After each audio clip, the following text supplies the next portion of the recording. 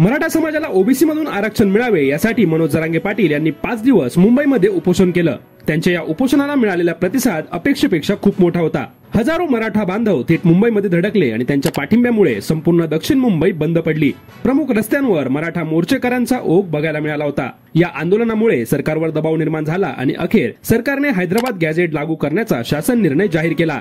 यामुळे मराठा समाजाला ओबीसी मधून आरक्षण मिळण्याचा मार्ग मोकळा झाला। मनोज जरांगे पाटील यांनी या निर्णयाला मराठ्यांचा मोठा विजय असल्याचा दावा केला आणि त्यांच्या भावना व्यक्त करताना सांगितलं की हा विजय मराठा समाजाच्या लेकरांचा आहे। आता समाजाच्या कल्याणाचा नवा टप्पा सुरू होणार आहे।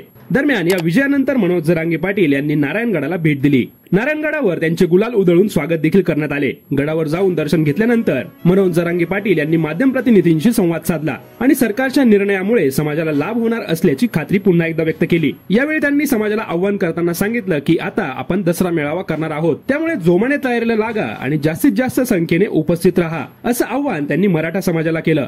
यावेळी मनोज जरांगे पाटील म्हणाले की यावर्षी वेळ कमी असला तरीही परंपरेप्रमाणे दसरा मेळावा 100% आयोजित केला जाईल। मागच्या वर्षी वेळ जास्त असल्याने मैदान व्यवस्थित तयार करता आले होते, मात्र यंदा वेळ कमी असल्याने छोट्या किंवा मोठ्या स्वरूपामध्ये तयारी करावी लागेल आणि या मेळाव्यामध्येच आपण सरकारला सांगणार आहोत की तुम्ही आम्हाला काही दिलं नाही तरीही आम्ही संघर्ष करत राहणार आणि गरज पडली तर आणखी लढा द्यायला आम्ही तयार आहोत, असा इशारा यावेळी मनोज जरांगे पाटील यांनी सरकारला दिला आहे। या पुढे बोलताना जरांगे पाटील म्हणाले, मी या लढ्यामध्ये खचणार नाही आणि काही चूक झाली तर सुधारित शासन निर्णय देखील काढावा लागेल आणि त्यासाठी जर लढा देण्याची पुन्हा गरज पडली तर आम्ही तयार आहोत, असं वक्तव्य मनोज जरांगे पाटील यांनी केलं आहे। त्यामुळे आता मराठा समाजाचा दसरा मेळावा कसा होणार हे बघणं महत्त्वाचं ठरणार आहे।